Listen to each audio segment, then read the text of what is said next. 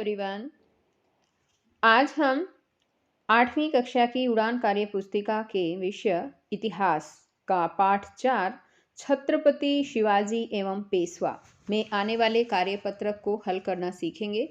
सभी बच्चे वीडियो को शुरू से लेकर अंत तक पूरी देखें और अगर आप अभी तक मेरे चैनल पर नए हैं तो चैनल को सब्सक्राइब भी कर लें और साथ में दिए बेल आइकन को ज़रूर प्रेस कर लें। और वीडियो अच्छी लगे तो इसे लाइक भी ज़रूर करें और अपने दोस्तों के साथ शेयर तो ज़रूर करें। तो देखिए, शुरुआत करते हैं। पाठ 4 छत्रपति शिवाजी एवं पेशवा। ये कार्यपत्रक 1 है और यहाँ पर पहला क्वेश्चन दिया है, क्या आप उन राजाओं के नाम बता सकते हैं जिन्होंने मुगलों के खिलाफ संघर्ष किया? तो जिन राजाओं ने मुगलों के खिलाफ संघर्ष किया था उनका नाम पूछा है। तो हाँ, हम बता सकते हैं। उनमें है वीर शिवाजी, महाराणा प्रताप, रानी दुर्गावती और राणा सांगा आदि। तो ये नाम हम इसमें लिख सकते हैं। सभी बच्चे इसकी एक कॉपी अलग से बना लेना। उड़ान कार्यक्रम जो ये चल रहा है और उसमें आपको ये क्वेश्चंस के आंसर लिखने हैं बच्चों। अब आगे सेकंड क्वेश्चन देखिए कि उन शासकों के नाम बताओ जिन्होंने दक्षिण भारत में शासन किया था। तो उसमें राजाओं के नाम में आ जाएगा राजा राजचौल, कृष्णदेव राय आदि। अब तीसरा क्वेश्चन है, छत्रपति शिवाजी कौन थे? तो इसका आंसर आएगा छत्रपति शिवाजी भोसले भारत के महान राजा एवं रणनीतिकार थे जिन्होंने 1674 ईस्वी में मराठा साम्राज्य की स्थापना की थी। अब आगे आ जाता है कार्यपत्रक 2 और कार्यपत्रक 2 में पहला क्वेश्चन है, शिवाजी के व्यक्तित्व पर उनकी माता जी जीजाबाई का प्रभाव स्पष्ट दिखाई देता था। वे कौन से गुण थे जिन्हें तुम अपनाना चाहोगे? तो उन गुणों में आता है बच्चों बहादुरी, बुद्धिमानी, दयालुता और नेतृत्व की भावना। ये गुण हैं जीजाबाई में थे और शिवाजी ने भी अपनी माता जीजाबाई से ही इन्हें ग्रहण किया था और हम भी जो हैं इन सभी गुणों को अपने जीवन में अपनाना चाहेंगे। आगे है सेकंड क्वेश्चन, अष्टछाप परिषद क्या थी और ये क्यों महत्वपूर्ण थी? तो इसमें अष्टछाप जो परिषद है बच्चों, इसमें हम लिखेंगे कि शिवाजी के प्रशासन में शिवाजी की सहायता और परामर्श के लिए 8 मंत्रियों की परिषद अष्टप्रधान परिषद कहलाती थी। अब आगे इसने ये भी क्वेश्चन पूछा है कि ये क्यों महत्वपूर्ण थी। तो इसमें आएगा ये बहुत अधिक महत्वपूर्ण थी क्योंकि ये शिवाजी के सलाहकार होने के कारण शिवाजी इनसे सलाह लेकर ही अपने राज्य संबंधित सारे निर्णय लेते थे।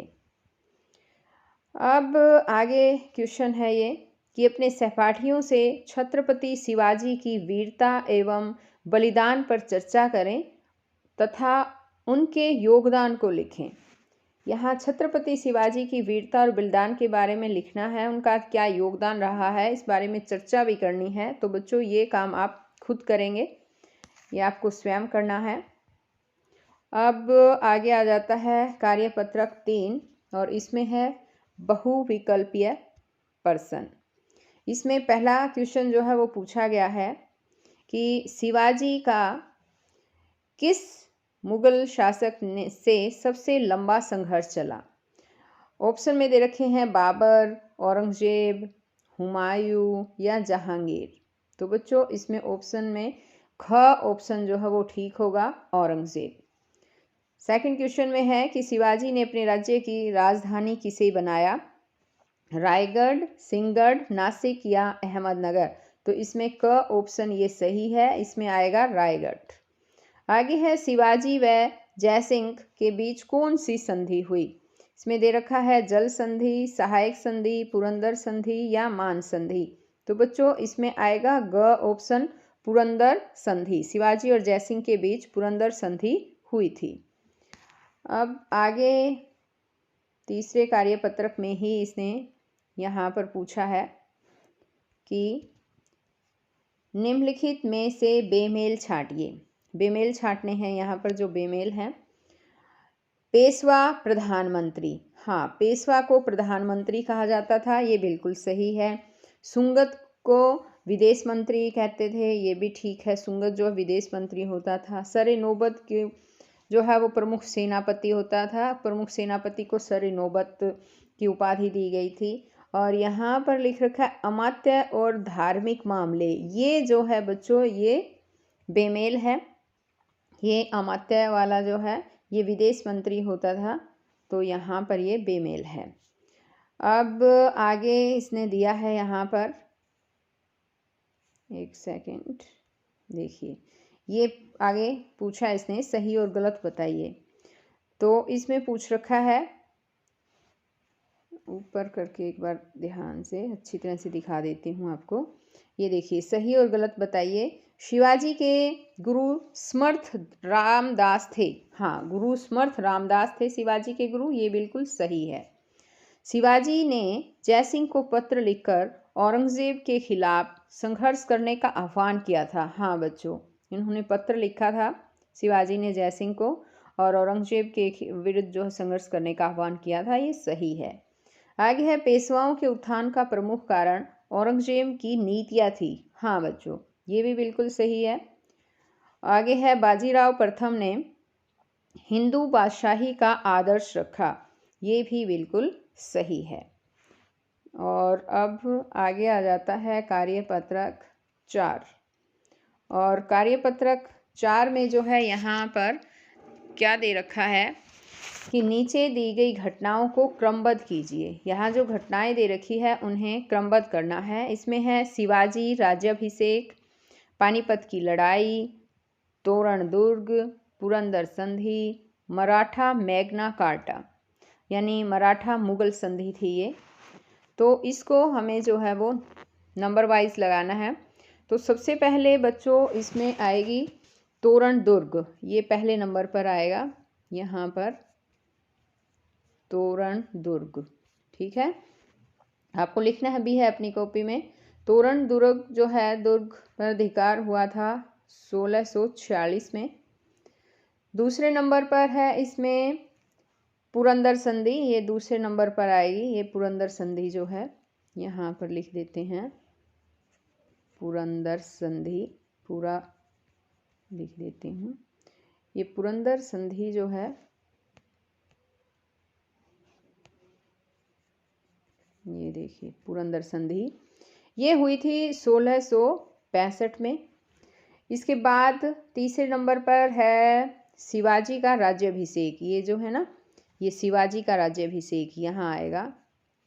शिवाजी का राज्याभिषेक लिखना भी है आपको, ये बच्चों का राज्याभिषेक।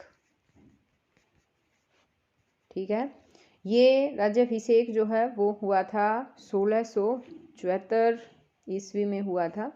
ईस्वी भी आप लिख लीजिए, इन पे सब पे ईस्वी लिखना है। ठीक है, 3 तो ये हो गए। अब एक बार मुझे ये साफ़ करना पड़ेगा, यहाँ पे जगह नहीं है। तो देखिए यहाँ पर चौथा जो है आगे है, इनमें से ये मराठा मैग्ना कार्टा और मराठा मैग्ना कार्टा जो है वो है 1719 ईस्वी में। डेट लिख लीजिए आप अपनी कॉपी में, समझा देती हूँ बस मैं तो। उसके बाद है ये पानीपत की लड़ाई 5वें नंबर पर आएगी, और ये हुई थी 1761 ईस्वी में। ठीक है, तो आपको ये इस तरह से क्रमबद्ध इनको करना है, सारी घटनाएं आपको लिखनी है। यानी पहले क्या हुआ था, पहले पे है ये तोरण दुर्ग है, दूसरे में ये पुरंदर संधि है, 2 नंबर यहाँ पर लिख देती हूँ मैं, और तीसरी में जो है राज्याभिषेक हुआ था शिवाजी का, ये तीसरे पे लिखना है आपको। इस तरह से आपको ये कंप्लीट कर लेना है। अब यहाँ 5वें कार्यपत्रक में पूछा है कि अपने साथियों से चर्चा करें और लिखें कि मराठों के उत्कर्ष के क्या कारण थे। तो मराठों के उत्कर्ष के कारण जो है आपको यहाँ पर लिखने हैं बच्चों। ये आप जो है ये पाठ अच्छी तरह से पढ़ेंगे अपनी बुक में, और उसमें मराठों के उत्कर्ष के जो कारण थे वो आप लिखेंगे। जैसे मराठों के उत्कर्ष के तो अनेक कारण थे, उसमें धार्मिक जागृति आ जाती है, शिवाजी का नेतृत्व है, युद्ध कला और प्रशासन में प्रशिक्षण है, इस तरह से बहुत सारे कारण आपको जो है वो मिलेंगे। तो आपको ये अपने आप ही क्वेश्चन लिखना है। अब आगे आ जाता है पाठ 5वां, और इस पाठ को हम नेक्स्ट वीडियो में समझेंगे। तो बच्चों हम फिर मिलते हैं नेक्स्ट वीडियो में, तब तक के लिए बाय।